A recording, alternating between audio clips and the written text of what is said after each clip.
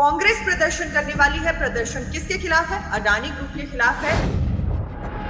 कांग्रेस ये आरोप यहाँ पर लगा रही है कि अडानी समूह जो है काफी लंबे समय से जिस तरह से ग्रो यहाँ पर कर रहा है, उसके साथ ही एलआईसी और एसबीआई के शेयर भी यहाँ पर खरीदे गए थे। उसके विरोध में सरकार को जो है करीब 2 करोड़ का नुकसान यहाँ पर होता हुआ नजर आ रहा है। एलआईसी और एसबीआई के जितने जिला मुख्यालय हैं वहां पर प्रदर्शन किया जाएगा। और जैसे कि कांग्रेस ने कल कहा कि प्रधानमंत्री चुप क्यों हैं, इस चीज को एक हफ्ते तक जो मार्केट को होल्ड करवा के रखा और दोबारा उसके बाद रिलायंस के शेयर कैसे चढ़े और चीजें कैसे आगे गई वो सबने देखा है। आज प्रदर्शन होने वाला है शिमला में। प्रदर्शन किस बात को लेकर है, कौन करने वाला है, सारी जानकारी आपको देंगे। सबसे पहले आपको बता दें कि ब्रेकिंग न्यूज विद गीता में आप सभी का स्वागत है। और देखिए, आज कांग्रेस प्रदर्शन करने वाली है। प्रदर्शन किसके खिलाफ है? अडानी ग्रुप के खिलाफ है। क्योंकि देखिए, लगातार जांच की मांग उठाई जा रही है और ये मांग जो है हिमाचल प्रदेश तक उठती उठती पहुंच गई है। और हिमाचल प्रदेश में भी अब जो कांग्रेस है वो एलआईसी के दफ्तरों के आगे, स्टेट बैंक ऑफ इंडिया के दफ्तरों के आगे ये प्रदर्शन करने वाली है।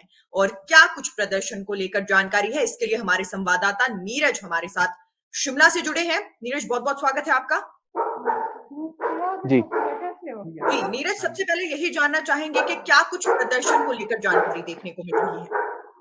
देखिए, अडानी समूह के खिलाफ विरोध जो है एआईसीसी के आह्वान पर यहाँ पर सभी जिलों में जो है कांग्रेस कमेटी जो है आज धरना प्रदर्शन करने जा रही है। एलआईसी और एसबीआई ऑफिस के बाहर ये प्रदर्शन होने हैं। सभी जिला के जो जितने भी कांग्रेस के कार्यकर्ता होंगे, चाहे कांग्रेस के जिला अध्यक्ष होंगे, वो इसमें मौजूद रहने वाले हैं। जिस तरह से साफ तौर पर कहना है, कांग्रेस ये आरोप यहाँ पर लगा रही है कि अडानी समूह जो है वो काफी लंबे समय से जिस तरह से ग्रो यहाँ पर कर रहा है, उसके साथ ही एलआईसी और एसबीआई के शेयर भी यहाँ पर खरीदे गए थे। उसके विरोध में जो कांग्रेस है वो लगातार ये कह रही है कि आम लोगों के खातों के साथ यहाँ पर छेड़खानी की गई है। ऐसे में चीफ जस्टिस ऑफ इंडिया से ये मांग कर रहे हैं, उनकी निगरानी में यहाँ पर जांच की मांग यहाँ पर की जा रही है। इसके विरोध में पूरे हिमाचल प्रदेश में यहाँ पर जो है धरना प्रदर्शन किए जाएंगे। पिछले कल प्रतिभा सिंह ने भी ये कहा था कि पूरे हिमाचल प्रदेश की बात करें तो हिमाचल प्रदेश के जो सभी जिला हैं वहां पर कांग्रेस जिला कमेटी जो है एसबीआई और एलआईसी के दफ्तरों के बाहर धरना प्रदर्शन करती हुई नीरज, नजर आएगी। जैसा कि आपने बताया कि अडानी ग्रुप के खिलाफ ये होने वाला है, जांच को लेकर प्रदर्शन होने वाला है, लेकिन फिर भी मेरा एक सवाल है कि क्योंकि देखिए, हिमाचल प्रदेश में सीमेंट फैक्ट्री विवाद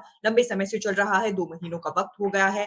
क्या यहाँ पर उन मुद्दों को भी उठाया जाएगा, सीमेंट फैक्ट्री का जो विवाद है? क्योंकि अडानी ग्रुप जो है मालिक है इसका, तो क्या लगता है कि इस बारे में भी कोई प्रदर्शन देखने को मिल सकता है या प्रदर्शन में चर्चा देखने को मिल सकती है? देखिए, अगर ट्रक यूनियन ऑपरेटर्स यहाँ पहुंचते हैं तो जाहिर है कि इसके विरोध में भी यहाँ पर प्रदर्शन किया जाएगा। हालांकि कंपनी और ट्रक ऑपरेटर्स और सरकार की बात करें तो सरकार के साथ समझौता यहाँ पर उनका हो गया है।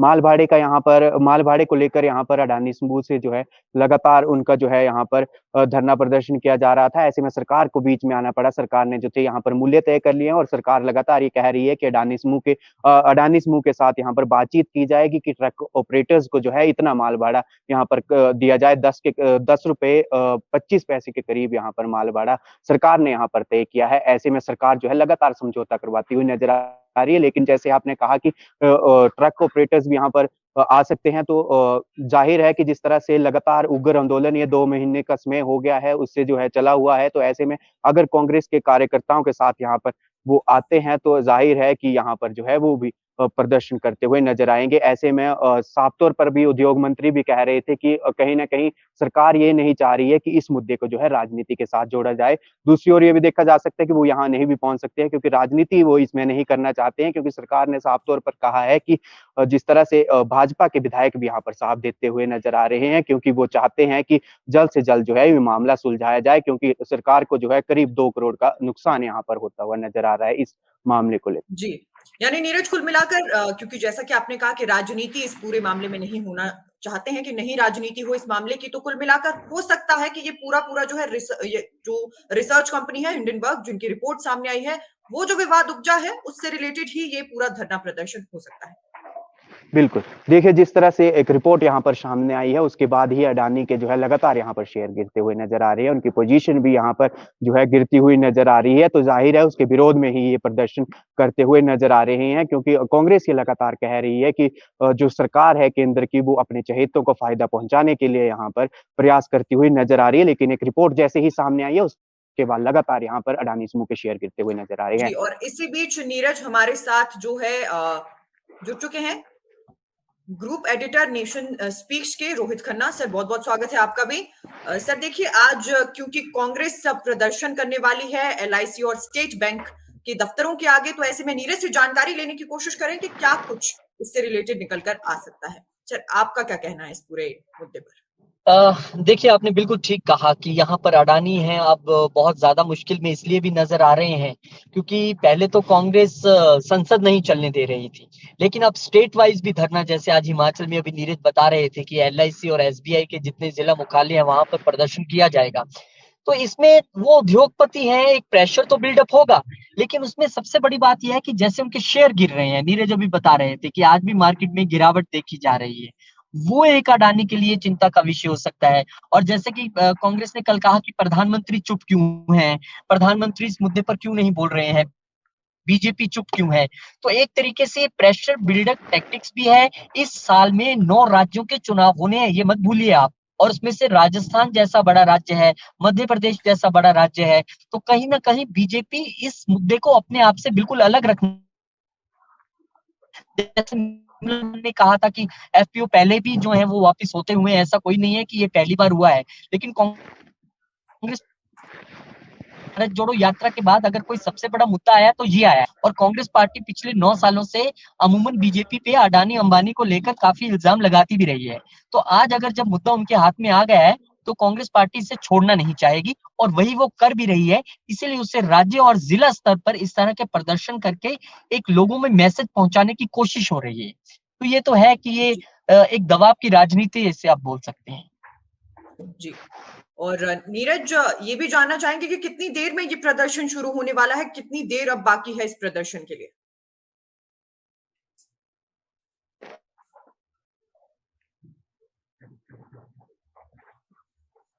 जी, नीरज, आप मुझे सुन पा रहे हैं? कौन है?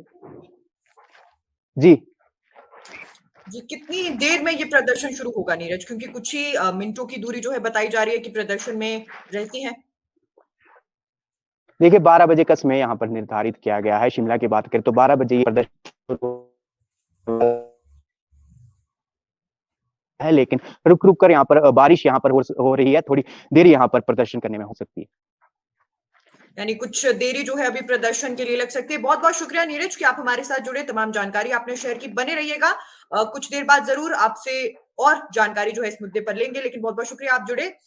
तो जैसा कि नीरज ने बताया कि 12 बजे के करीब जो है प्रदर्शन देखने को मिल सकता है और 12 बजे जो है बहुत सारी जानकारी निकल कर आ सकती है, क्योंकि देखिए हिमाचल प्रदेश में सीमेंट फैक्ट्री विवाद बहुत ज्यादा चल रहा है और सीमेंट फैक्ट्री विवाद से क्या इस पूरे प्रदर्शन को जोड़ा जाएगा। तो नीरज ने जानकारी दी है कि क्योंकि देखिए पहले ही क्लियर कर दिया गया था कि जो ट्रक ऑपरेटर्स का मुद्दा है उसमें राजनीति ना हो, इसके लिए इस पूरे मामले को अलग रखा जाएगा इस प्रदर्शन से। तो यानी कुल मिलाकर जो है ट्रक ऑपरेटर्स की मांगे इस प्रदर्शन में नहीं उठाई जाएंगी या उन्हें मुद्दा नहीं बनाया जाएगा, ये नीरज साफ करके गए हैं।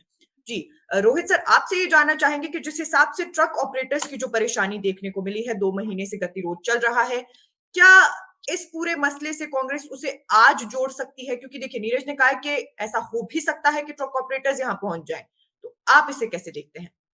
बिल्कुल ठीक कहा आपने। हालाँकि ये कांग्रेस पार्टी का अपना संगठन लेवल पे प्रदर्शन है क्योंकि नाम जब अडानी का आ जाता है और जो सीमेंट फैक्ट्री की बात है उसके ओनर भी अडानी हैं और बहुत दिनों से मुद्दा चल रहा है और सुलझता नज़र नहीं आ रहा है।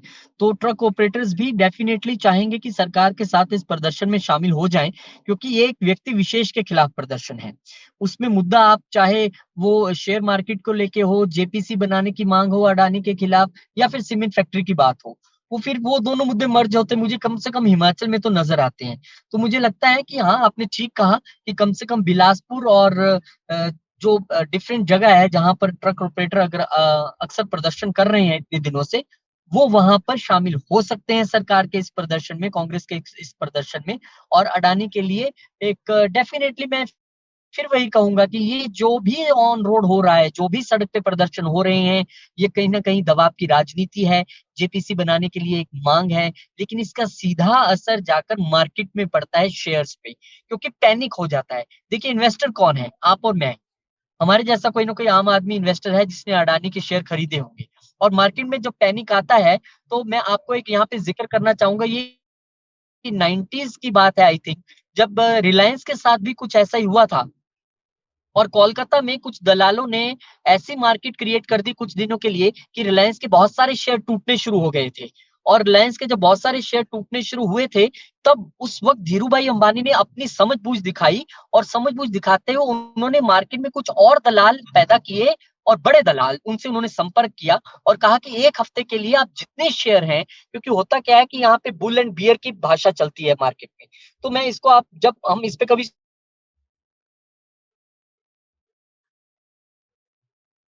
जी देखिए, तकनीकी कारणों की वजह से शायद जो है टेक्निकल इश्यूज की वजह से आवाज हम नहीं सुन पा रहे हैं, उन्होंने लेकिन इस चीज को नल जी एक हफ्ते तक जो मार्केट को होल्ड करवा के रखा, और दोबारा उसके बाद रिलायंस के शेयर कैसे चढ़े और चीजें कैसे आगे गई, वो सबने देखा है। तो मैं ये मानता हूँ कि ये मार्केट का टेम्परेरी फेज हो सकता है, लेकिन जिस तरह से शेयर्स में गिरावट है, और जिस तरह से ये सारी चीजें हो रही हैं, प्रदर्शन हो रहे हैं, उस पे सबकी नजर है, और ये एक दबाव की राजनीति, फिर वो कहूंगा मार्केट पे दबाव बनेगा इससे। जी, दबाव की राजनीति। देखिए, यदि हिमाचल प्रदेश में सर बात की जाए तो प्रदेशाध्यक्ष प्रतिभा सिंह आरोप लगाती हुई नजर आई है। उन्होंने कहा है कि अपने मित्रों को लाभ पहुंचाने के लिए देश के लोगों की जो गाड़ी कमाई है उसे बीजेपी ने खतरे में डाला है, और अडानी समूह में एलआईसी के 36,474 करोड़ और भारतीय बैंकों में लगभग 80,000 करोड़ का निवेश किया है। तो सर इसे लेकर क्या कहेंगे, क्योंकि देखिए लगातार ये आरोप संसद में भी देखने को मिल रहा है, हिमाचल प्रदेश में भी इन्हीं आरोपों की जो है बात देखी जा रही है। इन आरोपों पर क्या कहेंगे सर? देखिए गीता, ऐसे है कि किसी पार्टी के अगर संबंध हैं, वो किसी इंडस्ट्रीज से रहे हैं, ऐसा नहीं है कि बीजेपी अकेली ऐसी पार्टी है, कांग्रेस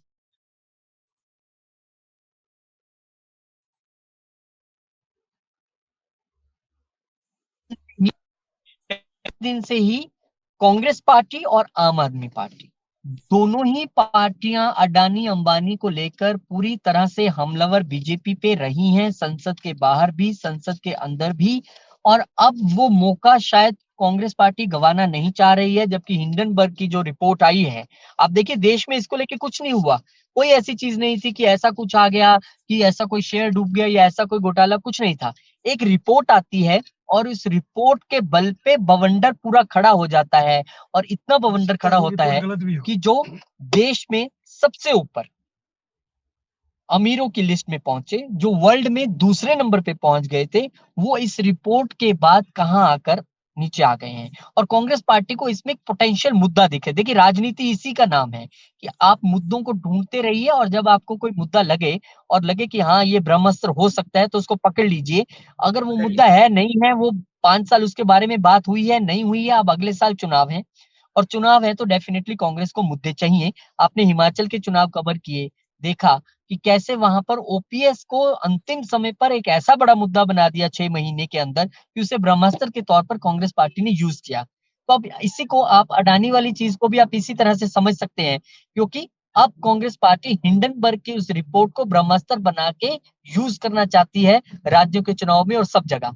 और ये अलग बात है, देखिए जेपीसी की मांग हो रही है, कमेटी बन जाती है, चीजें निकल के आती हैं, कुछ फॉल्टी चीजें समझ में आती हैं, तो हो सकता है उसमें कोई बात हो, क्योंकि हम ये कह रहे हैं कि एक्चुअली ये राजनीति है, और राजनीति अपने तौर पर इसी तरह से चलती है। ऐसा नहीं है कि बीजेपी ने नहीं की। आपको याद होगा जब कांग्रेस की सरकार थी यूपीए की, तो बीजेपी ने भी 2G और कोल घोटाले को लेकर कोई कोर कसर नहीं छोड़ी थी।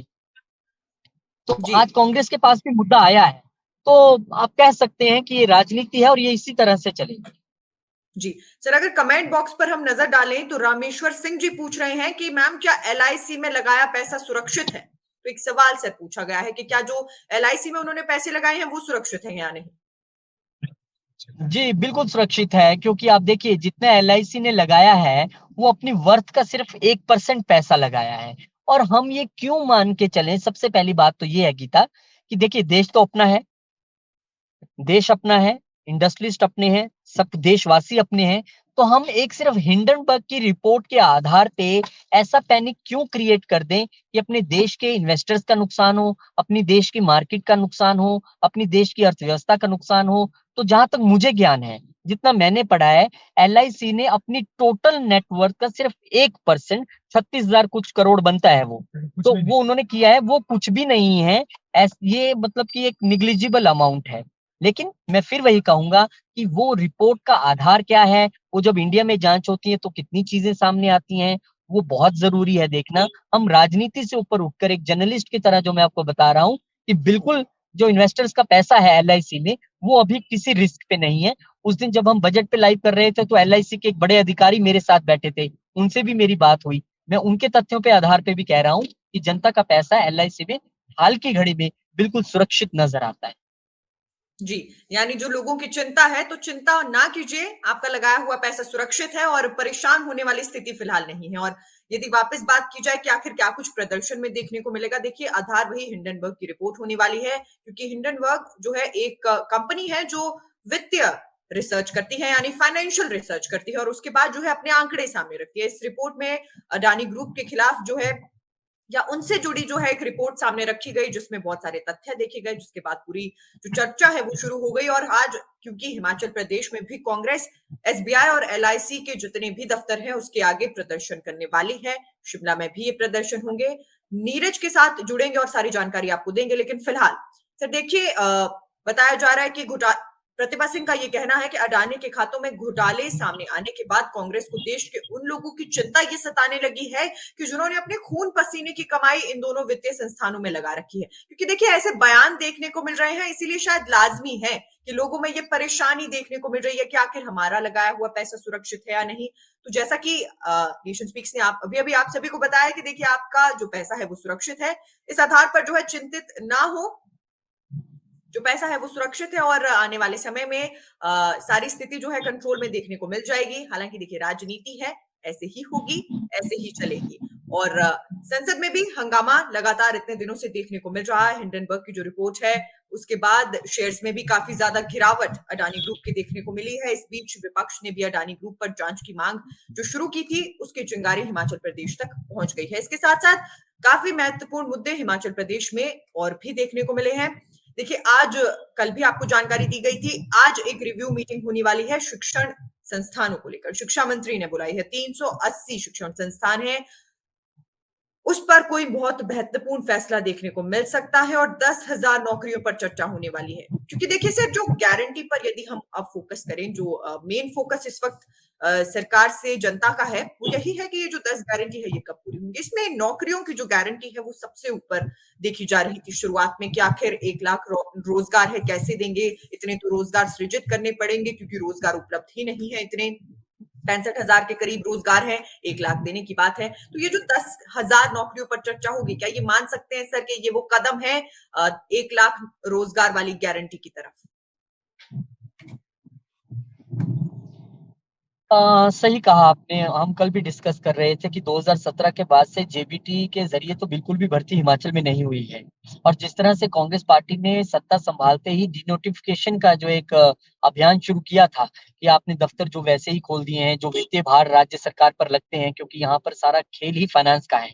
तो कहीं न कहीं कांग्रेस पार्टी ये सोच रही है कि हम अपनी सभी गारंटी को थोड़ा-थोड़ा टच करने, जैसे 1500 की बात हो गई है, किसको मिलेगा? बिजली यूनिट भी हो सकता है आपको आने वाले दिनों में फटाफट दिख जाए, फ्री मिलने शुरू हो गए। और रोजगार की बात है तो उसको लेके भी ये कवायद हो सकती है। आज की जो रिव्यू मीटिंग वो इसलिए भी इम्पोर्टेंट है क्योंकि लास्ट दिनों में जो 380 जो आप शिक्षण संस्थान कह रहे हैं खुले हैं, उनका क्या ज़रूरत है, नहीं है, उनको चालू रखना है, नहीं रखना है, किस तरह से जो ऑलरेडी आपके पास वर्क फ़ोर्स है, जो अर्बन एरियाज़ में ज़्यादा है, गाँव में कोई जाने के लिए, क्योंकि हिमाचल के गाँव आम गाँव नहीं है। ये बड़े एकदम इनर जी। इलाके में जाके, और यहाँ पे ज़िंदगी बड़ी टफ होती है और कोई भी अपनी जो है नौकरी वहाँ पे नहीं करना चाहता। और हमने देखा है कि 5 साल मंत्रियों के इसी चीज़ में निकल जाते हैं कि कैसे अपनी ट्रांसफ़र लोगों की वहाँ पे की जाए, कैसे किसकी कहाँ से ट्रांसफ़र की जाए, उसी में सारा साल निकल जाता है। तो आपने ठीक कहा, नौकरियों को लेके भी कुछ बड़ा डिसीजन सामने आ सकता है, लेकिन बात वही है, नौकरी रखिएगा तो तनख्वाह देनी होगी तो पैसा चाहिए। तो मुझे लगता है कि सरकार को कहीं न कहीं रेवेन्यू जनरेशन पे भी ध्यान देना पड़ेगा कि हम सब कुछ कह रहे हैं, देना है, देना है, देना है। हमें ये भी देखना पड़ेगा कहाँ से आना है, आना है, आना है। वो भी करना पड़ेगा। तो और ठीक सर कहा कि जैसा कि आपको आपने ये सारी चीज़ें अगले 1 साल में जी, होते हुए दिखेंगी। जी। सर आपने कहा कि अगर नौकरी रखिएगा, नौकरी दीजिएगा तो आखिर तनख्वाह भी देनी होगी। तो सवाल यही है सर कि जो ये रेवेन्यू जनरेशन की बात है और क्या ये जनता पर ही बोझ बनने वाला है आने वाले समय में? क्योंकि देखिए वित्तीय संसाधन बढ़ाने में समय तो लगेगा। और क्या इसका असर, क्योंकि जब तक वित्तीय संसाधन नहीं बढ़ते तब तक ये जो पैसा आना है जिससे ये सारे वादे पूरे होने हैं, क्या इसका बोझ जनता पर देखने को मिल सकता है? अब बिल्कुल निश्चित तौर पर देखिए सरकार की इनकम क्या होती है? आप सरकार की इनकम है टैक्सेस, जीएसटी कलेक्शन जितना होता है या अन्य टैक्सेस जो सरकार कोई पेट्रोल पे एक्साइज़ लगाती है या कुछ भी लगाती है, वो actually end of the day and consumer हम आप ही हैं। जो हिमाचल में रहने वाले लोग हैं, उन्हीं पे ये वित्तीय बोझ आना है, उन्हीं की जेब से निकल के उन्हीं के पास 1500 जाना है, उन्हीं की जेब से निकल के उन्हीं के पास 300 यूनिट फ्री बिजली जानी है, उन्हीं की जेब से निकल के ₹50 दूध खरीद के फिर उनसे ₹90 दूध खरीद के फिर लोगों को ₹50 बेचना है। तो कुल मिला के बोझ तो एंड ऑफ द डे जनता पर ही आना है। सरकार अपने तौर पर रेवेन्यू हम आपसे ही इकट्ठा करती है और एक बड़ा सोर्स यहाँ पर सरकार की नज़र ज़रूर रहेगी। मुख्यमंत्री सुक्खू प्रधानमंत्री से मिल चुके हैं। हो सकता है आने वाले दिनों में आपको और भी यहाँ पर मुलाकात होती दिख जाए क्योंकि एक फाइनेंस का साधन केंद्र भी है। केंद्र पैकेजेस देता है, केंद्र कर्ज देता है। तो वो जो सरकार पहले ही 70-75 हज़ार करोड़ के घाटे में चल रही है, कर्ज में चल रही है, वो और कर्ज ले पाएगी कि नहीं ले पाएगी, ये भी देखना बड़ा एक दिलचस्प बात है। जी। सर एक नज़र यदि कमेंट बॉक्स पे डालें तो आशुतोष जी लिख रहे हैं कि कांग्रेस संसद में बहुत जो है कार्यवाही को नहीं होने दे रही है, प्रदर्शन हो रहे हैं और वो कह रहे हैं कि इससे नुकसान हो रहा है और नुकसान की वो बात करें कि आर्थिक नुकसान लगातार देखने को मिल रहा है और लोकसभा, राज्यसभा इनके कारण से जो है चल नहीं पा रही है और रोज़ाना 500 करोड़ रुपए का से ज़्यादा का नुकसान झेलना पड़ रहा है। सर यानी वो कहना चाह रहे हैं कि देखिए यदि एक कार्यवाही बात नहीं देखिए आप जी, देखिए आप एक बात देखिए कि लोकसभा और राज्यसभा के मिला के 750 से 800 सांसद हैं कुल और उनकी सैलरीज और भत्ते कितने हैं ये देश से छुपे नहीं हैं। अब देखिए उनको तो मिलनी मिलनी है। अब संसद रोज ऐसा ही हो रहा है 3 मिनट 5 मिनट के बाद बोलते हैं एडजर्न एडजर्न फिर ये क्या हो रहा है? आपको तो आपकी सैलरी या तो ये हो जाए, जैसे हम ऑफिस में करते हैं कि आज गीता नहीं आई है, तो आज की सैलरी काट लेते हैं। तो गीता को भी लगेगा भैया मुझे तो कल पहुँचना है, नहीं तो मेरी तो सैलरी कट रही है। अगर यही लोकसभा और राज्यसभा में भी इम्प्लीमेंट हो जाए कि आज तो काम हुआ ही नहीं है, आज की सैलरी काहे की, आज के भत्ते, तो मुझे लगता है कि सुचारू रूप से ना कांग्रेस मना करेगी, ना बीजेपी करेगी कि चलिए चलने दीजिए, बैठ के बात करते हैं। और होना भी यही चाहिए। एक स्वस्थ लोकतंत्र के लिए सबसे अच्छी बात यही है कि आप सदन में नारेबाजी करने की बजाय अगर आप अपनी बात रखें, आप और मुझे लगता है कि स्पीकर को भी इसमें इनिशिएटिव लेना पड़ेगा ऑल पार्टी मीट बुला के कि संसद को सुचारू रूप से चलने दिया जाए क्योंकि फिर वही बात जी, है कि एमपीज़ की सैलरी भी आपके हमारे टैक्सेस से ही जा रही है। वहाँ भी नुकसान जनता का है। अगर आपको जनता की इतनी फ़िक्र है कि अडानी साहब अगर के शेयर डूब गए तो जनता का क्या होगा? तो भाई यहाँ भी तो जनता का ही पैसा डूब रहा है। तो एक तरह से आपने ठीक कहा, ये जो भी कमेंट कर रहे हैं आशु जी ये बिल्कुल इन्होंने सही कहा कि यहाँ भी जनता का ही पैसा स्टेक पे लगा हुआ है, तो संसद चलनी चाहिए और बैठ के एक हेल्दी डिस्कशन जी। होनी चाहिए किसी भी मुद्दे पे। जी और डॉक्टर राजेश जी का भी कमेंट आया है। उससे पहले रामेश्वर सिंह जी का कमेंट आया। वो लिख रहे हैं कि मैम आज की मीटिंग जो होने वाली है जिसमें शिक्षण संस्थानों पर जो हमने अभी डिस्कशन किया, वो पूछ रहे हैं कि क्या जो दफ्तर है यानी स्कूल है उन्हें भी डी नोटिफाई कर दिया जाएगा? अब देखिए डी-नोटिफिकेशन का प्रोसेस तो बड़ी तेज़ी से चल रहा है। अब सरकार को ये देखना होगा कि अगर मान लीजिए पर्टिकुलर किसी एक जिले में ये ऑफिस खुला है, क्या इसकी सार्थकता है कि नहीं है? इस ऑफिस में हमारे पास रखने के लिए स्टाफ है कि नहीं है? क्या जो पहले से ऑफिस है उसके साथ काम चल रहा है या नहीं चल रहा है? तो ये तमाम चीज़ें हैं और मुझे लगता है सुखू सरकार इस पे लगातार काम कर रही है, कैबिनेट की बैठकें चल रही हैं। पर हाँ, वित्तीय बोझ कम करने के लिए सरकार ऐसे डिसीज़न लेगी, इसके लिए सरकार ऐसा कर रही है, आगे भी करेगी, इसके लिए जनता को रेडी रहना भी पड़ेगा। सर लेकिन देखिए जब बाकी के दफ्तर डी नोटिफाई हुए जिसमें अलग अलग तरह के दफ्तर शामिल थे, उस दौरान कई क्षेत्रों में खासकर ग्रामीण क्षेत्रों में ये देखने को मिला कि लोगों की लंबे समय की मांग के बाद ये दफ्तर खुले थे और बिना किसी जांच के जो है दफ्तरों को बंद किया गया, ऐसा ग्रामीणों की तरफ से आरोप भी लगाया गया। जगह जगह प्रदर्शन भी छोटे मोटे देखने को मिल गए। लोगों का ये कहना था कि देखिए हमारी लंबे समय से मांग थी, आपने दफ्तरों को बंद कर दिया। तो ऐसे में सर क्या पहले सरकार को ये जो दफ्तर डी नोटिफाई हुए थे जिस पर बीजेपी अब हस्ताक्षर अभियान भी चलाने वाली है, क्या सरकार को जब ये फैसला लेना था कि दफ्तर डी नोटिफाई होने थे, क्या उस वक्त कोई रिसर्च करने की आवश्यकता थी कि आखिर कहां कहां पर लंबे समय की मांग के बाद ये दफ्तर खुले हैं? मैं तो ये कहूंगा खोलने से पहले भी रिसर्च होनी चाहिए थी, क्योंकि अगर भाजपा सरकार ने भी खोले हैं तो अपने अंतिम वर्ष में, चुनावी वर्ष में वो ऑफिस खोले हैं। तो कहीं ना कहीं हम किसी एक पार्टी पे उंगली न उठाकर दोनों पे ही उठा दें एज ए पत्रकार, तो ज्यादा बढ़िया है। कि अगर ये, और बीजेपी को भी इसका जवाब देना चाहिए कि अगर ये रिसर्च के बाद खुले थे और बिल्कुल सही खुले हैं और यहाँ पर सैलरीज भी है देने के लिए, और ऐसा नहीं है कि बस हम वोट लेने के लिए 4 दफ्तर खोल दिए, तो उनको भी जवाब देना पड़ेगा अगर वो हस्ताक्षर हस्ताक्षर अभियान चला रहे हैं। और अगर कांग्रेस उसको इसलिए बंद कर रही है क्योंकि बीजेपी ने खोला है, हम इसे बंद कर देंगे, तो उनको भी ये देखना होगा कि क्या ये ठीक है, इससे वाकई ग्रामीणों को या आम हिमाचली को कहीं मुश्किल तो नहीं होने वाली। सिर्फ हम इसलिए बंद कर दें कि देखो जी हम तो फाइनेंस का प्रेशर कम कर रहे हैं, सिर्फ इसलिए बंद कर दें क्योंकि ये बीजेपी ने खोले थे। तो दोनों को ही आत्म मंथन करना पड़ेगा क्योंकि जनता देख रही है। जी, यानी कुल मिलाकर जो दफ्तर डिनोटिफाई हुए हैं उस पर सवाल तो दोनों ही पार्टियों से पूछा जाएगा, जो सत्ता में है और जो विपक्ष में है, दोनों से ही सवाल पूछा जा रहा है कि आपने अंतिम वर्ष में ही क्यों खोले, और यदि खोल ही दिए गए हैं तो मात्र इसलिए तो नहीं बंद किए जा रहे कि देखिए पिछली सरकार ने खोले थे तो हम बंद कर देंगे क्योंकि फाइनेंशियल बोझ है। तो कुल मिलाकर दोनों से ही सवाल है। और डॉक्टर राजेश, उन्होंने कहा कि अडानी की कुंडली चेक करवाने की जरूरत है क्योंकि सीमेंट विवाद फिर हिंडनबर्ग की रिपोर्ट, राजनीति खूब उन पर चल रही है। कह रहे हैं कि लगता है उनकी कुंडली में कोई परेशानी है, शायद इसीलिए ये स्थिति देखने को मिल रही है।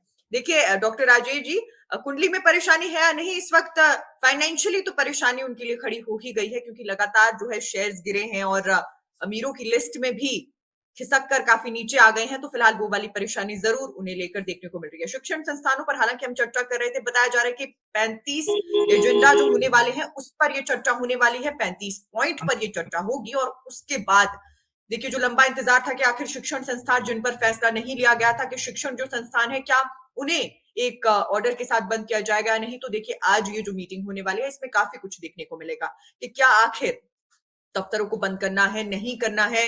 10,000 के करीब रोजगार की जानकारी है कि क्या किस तरीके से ये रोजगार सृजित होंगे, किस हिसाब से जो है रेशो बनाया जाएगा, क्योंकि विधानसभा चुनावों से भी पहले यूडाइस की एक रिपोर्ट देखने को मिली थी जिसमें ये पता चला था कि हिमाचल प्रदेश में जो स्कूल है उनकी स्थिति बद से बदतर होती जा रही है। ना ही जो है शिक्षक छात्र अनुपात स्कूलों में सही देखा गया था, उसके साथ साथ जो मकान है वो जर्जर देखे गए थे। एक ही कमरे में बताया जा रहा था कि 1ली से 8वीं तक की कक्षाएं चल रही हैं। तो कुल मिलाकर आज ये जो स्थिति है इस पर बहुत सारी जानकारी क्लियर हो सकती है। बहुत सारे पॉइंट्स है जिन्हें चर्चा के लिए रखे गए हैं। बताया जा रहा है कि शिक्षकों के जितने भी रिक्त पद हैं, सरप्लस स्टाफ है, स्टूडेंट्स एनरोलमेंट की जानकारी, ये सारी जानकारी मांगी गई है और एक विस्तृत चर्चा शिक्षण संस्थानों को लेकर देखने को मिल सकती है। क्या ये चर्चा में जानकारी निकल कर आएगी, ये भी नेशन स्पीक्स आप तक पहुंचाएगा। और देखिए इसी के साथ साथ नशे पर जो है कल सीएम सुखविंदर सिंह सुक्खू ने जानकारी दी है। उन्होंने कहा है कि प्रदेश में नशे का जो कारोबार है करने वालों पर एक कड़ी जो है उन्होंने चेतावनी दी है और कहा है कि कार्रवाई की जाएगी, किसी को भी नहीं बख्शा जाएगा। और उन्होंने कहा है कि हमारी सरकार नशे के खिलाफ एक बड़ा अभियान चलाने वाली है और जो हमारी युवा पीढ़ी को बर्बाद कर रहा है नशा, उसके खिलाफ ये होगा। क्योंकि देखिए शिमला की बात करें तो एक ही वर्ष में 116% नशे का कारोबार बढ़ा है। और सर क्योंकि देखिए खेती भांग की लीगल होने वाली है, ऐसा कांग्रेस ने कहा है। तो सर मेरा सवाल है कि एक तरफ भांग की खेती को लीगल करेंगे और दूसरी तरफ नशे को भी कंट्रोल करना है। क्या लगता है कि कितना मुश्किल ये टास्क सर सरकार के लिए होने वाला है? ये बहुत मुश्किल काम है। ये ऐसे लग रहा है जैसे कि बिल्ली को दूध के सराहने बिठा दिए कि इसकी रक्षा करनी है आपको। तो बहुत टेढ़ी खीर रहने वाली है ये, क्योंकि अभी राजस्थान में ये एक्चुअली पहले से ही खेती जो है इन चीजों की होती है और लीगल है वहां पे। लेकिन ये बात ठीक है कि इन चीजों का दवाओं में और बहुत सारी चीजों में जो है वो इस्तेमाल होता है। उसके पॉजिटिव इस्तेमाल भी हैं, पर ये भी सच है इसके नेगेटिव इस्तेमाल हैं। इसलिए सरकार, मेरे को लगता है, जब भी इस चीज को लाएगी तो बहुत सोच समझ के लाना होगा कि किन लोगों को लाइसेंस देना है, वहां पे खेती होगी तो कैसे क्या प्रिकॉशंस रखनी है, किस लेवल तक की। क्योंकि ये आपने ठीक कहा, मलाना जो जगह है हिमाचल में वो किसी से छुपी नहीं है, इन चीजों के लिए फेमस है, वहां पे कौन घुस सकता है। तो ये अगर आपको करना है तो आपको बहुत ही ज्यादा रिसर्च करने के बाद, सोचने के बाद कि कैसे करेंगे, क्या प्रिकॉशंस रखनी होंगी, क्या मापदंड होंगे, ये सारी चीजें देखनी है और ये सरकार के लिए इतना आसान काम नहीं रहेगा। जी सर, एक और सवाल कि देखिए अक्सर जो नशा है वो कहा जाता है कि बॉर्डर एरिया से ही हिमाचल प्रदेश में एंट्री लेता है, क्योंकि हिमाचल प्रदेश के साथ जो राज्य लगते हैं और कहीं ना कहीं वही एक योगदान जो है नशे के बढ़ने के लिए हिमाचल प्रदेश में दे रही है। लेकिन तब भी बॉर्डर जो एरियाज है वहां पर नशा पकड़े जाने से ज्यादा हिमाचल प्रदेश या राजधानी शिमला के सेंटर में जब नशा पकड़ा जाता है उसकी खबरें ज्यादा देखने को मिलती है। तो आखिर ये बॉर्डर पर ही कहीं पर ढील बरती जा रही है, ऐसा कुछ जो है देखने को मिलता है। इस पर क्या कहेंगे सर? देखिए हिमाचल के साथ लगता जो राज्य है वो पंजाब है और पंजाब की सरहद पाकिस्तान से लगती है और हम देखते हैं आजकल तो ड्रोन के जरिए बार-बार हम देखते हैं घुसपैठ की कोशिश ड्रोन के जरिए होती है। उसके जरिए नशे की खेप खेप फेंकने की कोशिश की जाती है। पर ये भी सच है कि पंजाब का जो 40-50 किलोमीटर का एरिया वो बीएसएफ के कंट्रोल में रहता है और पहले से बहुत सारी घटनाएं कम हुई हैं और लगातार नशा वहीं पकड़ लिया जाता है और वहीं पे उसको डिस्पोज ऑफ किया जाता है। और क्योंकि हिमाचल बिल्कुल साथ लगता राज्य है तो उसका खमियाजा तो आपको डेफिनेटली भुगतना ही पड़ता है क्योंकि आप जब सरहदें शेयर करते हैं तो वो आने जाना आदान प्रदान वो सारी चीजें होती हैं। तो कुल मिला के ये ठीक है कि पंजाब क्योंकि बॉर्डर एरिया है पाकिस्तान के साथ सरहद लगती है, राजस्थान बॉर्डर एरिया है पाकिस्तान के साथ सरहद लगती है और हिमाचल अपनी सरहदें शेयर करता है पंजाब के साथ, तो वो कई बार उसका इम्पैक्ट देखने को मिल जाता है यहाँ पे।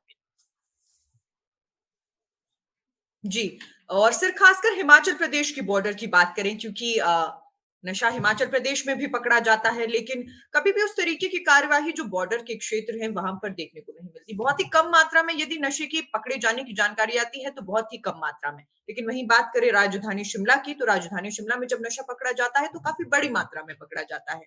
तो कहीं ना कहीं ढील जो है प्रशासन की तरफ से, या फिर बेटर टेक्निक जो है नशे पकड़ने के लिए बनाने की आवश्यकता है। मुझे लगता है बेटर पुलिसिंग और बेटर इंटेलिजेंस ही इन चीजों को रोक सकती है क्योंकि डायरेक्टली पुलिस हर शख्स की गाड़ी रोक के क्योंकि देखिए हिमाचल एक टूरिस्ट प्लेस है। यहाँ पे सभी राज्यों से लोग आते हैं।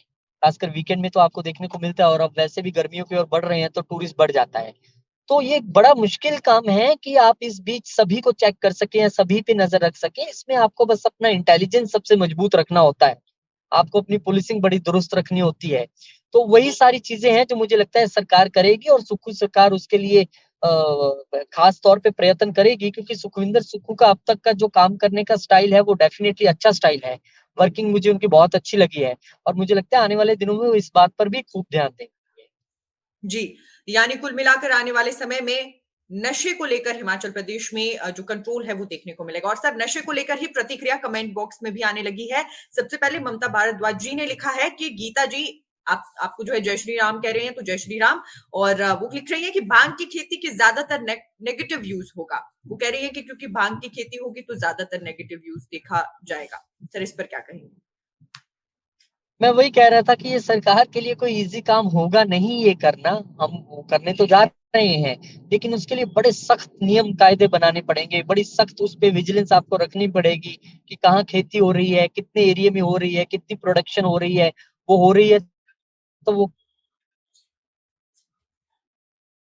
एक इन्होंने ठीक कहा नेगेटिव्स पहले सोचने पड़ते हैं किसी भी काम को करने से पहले और जनता नेगेटिव सोच भी रही है। लगता है कि जनता भी इस चीज़ पे देख रही है तो सरकार और ज़्यादा सजग होके सोचेगी अब।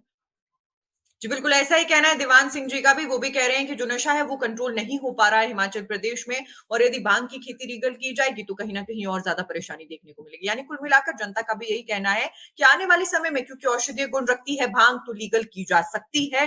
लेकिन इसकी जो परेशानी है वो भी ये हिमाचल प्रदेश के लिए बन सकती है, क्योंकि हिमाचल प्रदेश में खासकर, जैसा कि मैंने कहा, राजधानी शिमला में पिछले एक वर्ष में 116% जो है मामले बड़े हैं नशे के पकड़े जाने के। हालांकि देखिए, ऐसे भी कई सप्लायर्स रहे होंगे जिन्हें पकड़ा नहीं गया है। तो कुल मिलाकर जो नशा है वो लगातार राजधानी शिमला में, हिमाचल प्रदेश में बढ़ता हुआ नजर आ रहा है। आने वाले समय में यदि भांग को लीगल किया जाता है तो एक चैलेंज डेफिनेटली सरकार के आगे रहने वाला है। लेकिन फिर भी उम्मीद करते हैं कि सरकार जो है अच्छे कदम उठाएगी, कड़े कदम उठाएगी, और यदि खेती लीगल भी हो गई भांग की तो उसके बाद भी नशा कंट्रोल में ही हिमाचल प्रदेश में देखने को मिलेगा।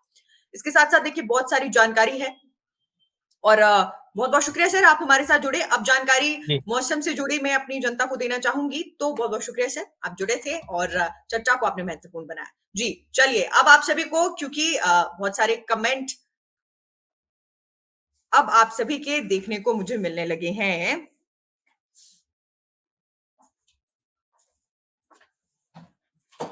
देखिए, आप सभी के कमेंट पर भी अब नजर डालूंगी। इससे पहले चर्चा थी, चर्चा के लिए हमारे साथ शिमला से हमारे संवाददाता और हमारे ग्रुप एडिटर रोहित खन्ना जुड़े थे। चलिए आगे बढ़ते हैं। नशे को लेकर ही आप सभी के कमेंट देखने को मिल रही हैं। तो धनलाल जी लिख रहे हैं, वो कह रहे हैं कि देखिए देखिए धनलाल जी, अब जो नशा है वो जेंडर में डिवाइड नहीं होता कि एक जेंडर नशा कर रहा है, दूसरा जेंडर नशा नहीं कर रहा है। अब जो नशा है वो हर जगह ही देखने को मिल रहा है। हालांकि यूथ जो है उसे एक अच्छी डायरेक्शन देने की आवश्यकता है। यदि आप अभिभावक हैं और मेरा लाइव सेशन देख रहे हैं, आपके घर में भी बच्चे हैं, देखिए अगर आपको चिंता सताती है वो नशे की ओर जाएंगे या नहीं, तो उसके लिए सबसे पहले अपने बच्चों के दोस्त बनिए, उनसे बात कीजिए। और क्योंकि ये जमाना अलग है, ये टेक्नोलॉजी का जमाना है, ये फॉरवर्ड होने का जमाना है। मानते हैं कि आपके समय में चीजें अलग थी, लेकिन अब जो है आपको अपने बच्चों का दोस्त बनना होगा। इस टेक्निकल जमाने में उनकी क्या जरूरतें हैं, क्या मांगे हैं, क्या वो चाहते हैं, वो समझनी होगी और अच्छे शब्दों में उन्हें समझाना होगा कि कितना और क्या किया जा सकता है। क्योंकि तभी इसके बाद जो है बच्चे, क्योंकि देखिए एक सर्टेन एज, एक एज के बाद जो है कहीं ना कहीं थॉट्स में, विचारों में बदलाव आने लगता है। तो कोशिश करें कि आप फ्रेंड अपने बच्चों के बने और उनकी चीजों को समझने की कोशिश करें, ताकि बच्चे जो है, क्योंकि देखिए एक तरीके का डिस्ट्रैक्शन बच्चे चाहते हैं जिंदगी में, और डिस्ट्रैक्शन जो है वो नशे को मान लेते हैं कि सभी चीजों से एक डिस्ट्रैक्शन जो है नशा बन जाता है। तो कोशिश करें कि आप जो बच्चे हैं अपने, उनसे बात करें और उनके लिए डिस्ट्रैक्शन नशे को ना बनने दें, और उनकी जो मेन फोकस है, प्राइम फोकस है, वो एक नॉर्मल लाइफ पर ही रखें। और इसके साथ साथ देखिए भांग की खेती लीगल होती है या नहीं, आने वाला समय बताएगा। यदि होती है तो थोड़ी बहुत परेशानी तो देखने को मिलने ही वाली है, लेकिन जैसा कि सुखविंदर सिंह सुक्खू मुख्यमंत्री ने कहा है कि नशे के खिलाफ सरकार अभियान चलाएगी और नशे को कंट्रोल करने की कोशिश की जाएगी। तो आने वाले समय में जो नशा है वो कंट्रोल होता हुआ नजर आ सकता है। चलिए अब मौसम अपडेट, क्योंकि आप सभी की तरफ से मांग की जाती थी कि इस लाइव सेशन में मौसम का भी अपडेट जो मैं दिया करूं, तो चलिए अपनी जनता को बताऊंगी कि 9 फरवरी से फिर वेस्टर्न डिस्टर्बेंस की वजह से जो है मौसम खराब रह सकता है। सक्रिय हो रहा है वेस्टर्न डिस्टर्बेंस, और मौसम विभाग की माने तो गुरुवार से अगले 3 दिन तक प्रदेश के अधिक और मध्यम ऊंचाई वाले जो इलाके हैं वहां पर बारिश और बर्फबारी होने की संभावना है। यानी और मौसम खराब होने वाला है आने वाले दिनों में। प्रदेश में इस बार सर्दियों में बहुत कम बारिश और बर्फबारी हुई है। लाजमी है, सभी ने देखा है कि इस बार जो बर्फबारी है वो वैसी देखने को नहीं मिली जैसे हिमाचल प्रदेश में देखने को मिलती है। कमल राज ठाकुर जी, जय भवानी, जय दादा परशुराम, बहुत बहुत शुक्रिया, आपने कमेंट किया। डॉक्टर राजेश लिख रहे हैं कि रोज नशा पकड़ा जा रहा है और उसी को उगाने की तैयारी है। देखिए डॉक्टर राजेश जी, मानते हैं कि जो भांग होने वाली है उसमें कई सारे औषधीय गुण हैं, और औषधीय गुण के नाम पर यदि भांग उगाई भी जानी है तो वित्तीय जो स्थिति है हिमाचल प्रदेश को, उसको सुदृढ़ करने का ही काम करेगी। लेकिन एक बहुत बड़ा चैलेंज डेफिनेटली होने वाला है, बहुत बहुत बड़ा ये चैलेंज होने वाला है। और इस चैलेंज को पूरा करने के लिए सरकार को बहुत ज्यादा जो है बदलाव पूरे सिस्टम में करने होंगे, तभी जो है नशे पर कंट्रोल रह सकेगा। अन्यथा जिस दवाई को खाकर बीमार हो रही हैं, यदि उस दवाई को दोबारा खाएंगे तो लाजमी है कि घर पर ही उसकी मैन्युफैक्चरिंग शुरू कर देंगे, तो कहीं ना कहीं लाजमी है कि और ज्यादा परेशानी देखने को मिलेगी। लेकिन फिर भी उम्मीद करते हैं कि आने वाले समय में यदि भांग को लीगल किया जाता है तो कड़े कदम उठाए जाएंगे और डिसीजन स्ट्रांग लिए जाएंगे। तिलक Thakur ji, very good morning, बहुत बहुत स्वागत है आपका। दीवान सिंह जी लिख रहे हैं, देखिए दीवान सिंह जी, ना सिर्फ रामपुर, शिमला, कुल्लू, मनाली, खासकर जो टूरिस्ट स्पॉट्स हैं वहां पर सबसे ज्यादा ये जो नशे की जानकारी है, नशे पकड़े जाने की जानकारी है, ये देखने को मिलती है। और सबसे ज्यादा मामले भी यही जो है पकड़े जाते हैं। अब देखना ये है कि सरकार, क्योंकि सुखविंदर सिंह सुक्खू, जैसा कि थोड़ी देर पहले हमारे ग्रुप एडिटर ने भी कहा, रोहित जी ने, कि देखिए उनकी जो वर्किंग है वो काफी अच्छी है और उनके जो डिसीजंस है उस पर भरोसा जो है जताया जा सकता है। तो भरोसा जताते हुए ये कह सकते हैं कि आने वाले समय में और ज्यादा बेहतर डिसीजन लेंगे। और नशे को लेकर जो भी मांगे रहती हैं कि नशा कंट्रोल करने के लिए बदलाव हो, फेर बदल हो और बेटर टेक्निक्स बनाई जाए, तो वो सब जो है देखने को मिल सकता है। हालांकि देखिए कमेंट पढ़ा मैंने, इसलिए मैं डिस्ट्रैक्ट हो गई। मौसम की जानकारी आपको दे रहे थे। मौसम की जानकारी ये है कि क्योंकि जो बारिश है और बर्फबारी है वो कम हुई है, खासकर सोलन, शिमला, मंडी और किन्नौर जिले में काफी कम बारिश हुई है और बर्फबारी भी। यही वजह है कि जो न्यूनतम तापमान है वो पहले से अलग इस वर्ष देखने को मिला है। और अब बताया जा रहा है कि आने वाले दिनों में मौसम खराब हो सकता है, क्योंकि बर्फबारी की वजह से इस बार जो पर्यटक है, सैलानी हैं, जो हिमाचल प्रदेश का रुख ही इसलिए करते थे कि हिमाचल प्रदेश में बर्फबारी देखने को मिलती थी, उनकी तरफ से भी जो है थोड़ी बहुत परेशानी उन्हें भी इस बार आई है, थोड़ी बहुत नाराजगी उनकी तरफ से भी देखने को मिली है। तो कुल मिलाकर उम्मीद है कि आने वाले कुछ दिनों में और बर्फबारी या फिर बारिश देखने को मिल सकती है, क्योंकि जो वेस्टर्न डिस्टर्बेंस है वो सक्रिय हो रहा है। हालांकि देखिए क्या कुछ आने वाले समय में मौसम लेकर आएगा, इसका इंतजार रहेगा कि क्या बर्फबारी देखने को मिलेगी और जो स्थिति है वो बेहतर देखने को मिलेगी। शुरुआत इस लाइव सेशन की हुई थी कि आज हिमाचल प्रदेश में जो कांग्रेस है वो विरोध प्रदर्शन करने वाली है। एसबीआई और एलआईसी के जो दफ्तर है उसके सामने ये प्रदर्शन होंगे, और कारण है हिंडनबर्ग की जो रिपोर्ट सामने आई, जिसमें अडानी ग्रुप पर कई सारे जो है आरोप लगाए गए, जिसके बाद संसद में हंगामा शुरू हो गया। यानी विपक्ष जो है संसद में, यानी कांग्रेस, उनकी तरफ से जो है जांच की मांग उठाई जाने लगी। जांच के लिए जो है जस्टिस ऑफ इंडिया की निगरानी में जांच होनी चाहिए, जेपीसी बनाने की जो है उनकी मांग है। और इसके चलते जो है प्रदर्शन शिमला में भी होगा, हिमाचल प्रदेश के अलग अलग जगहों पर भी होगा। क्या कुछ प्रदर्शन से जुड़ी जानकारी है ये आप तक लगातार पहुंचाते रहेंगे, आपको जो है बताएंगे कि क्या कुछ अपडेट है। हालांकि 12 बजे से 15 मिनट की दूरी है, 15 से 20 मिनट के बाद जो है ये जो भी प्रदर्शन है ये शुरू हो जाएगा।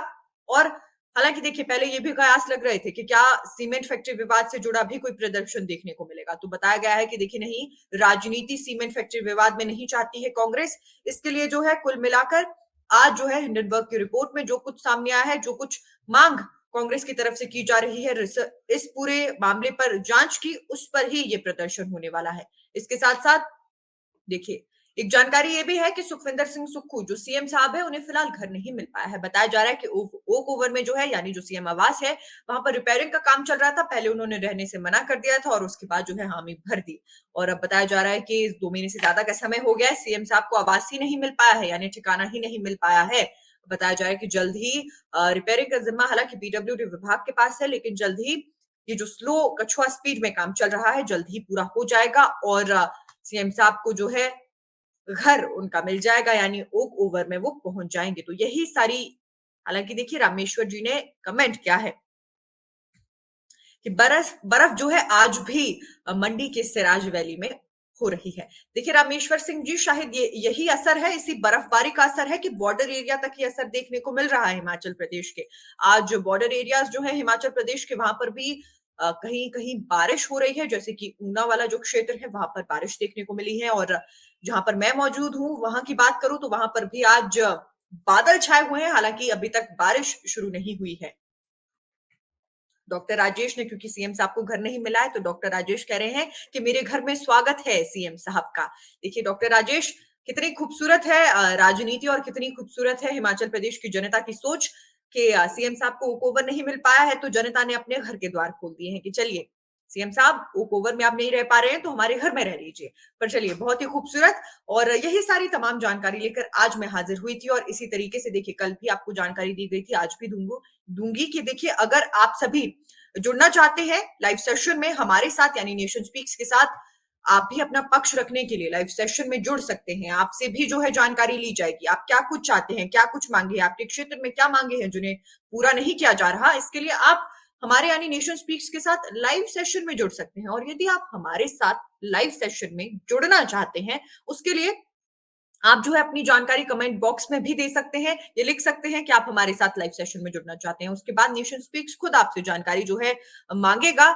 और क्योंकि देखिए इससे पहले डॉक्टर राजेश, जिनका अभी अभी कमेंट आया है, वो हमारे साथ जुड़ चुके हैं लाइव सेशन में, उन्होंने हमारे साथ चर्चा की थी, क्या कुछ उनकी सोच है, क्या कुछ उनकी मांगे है, ये हमें बताया था।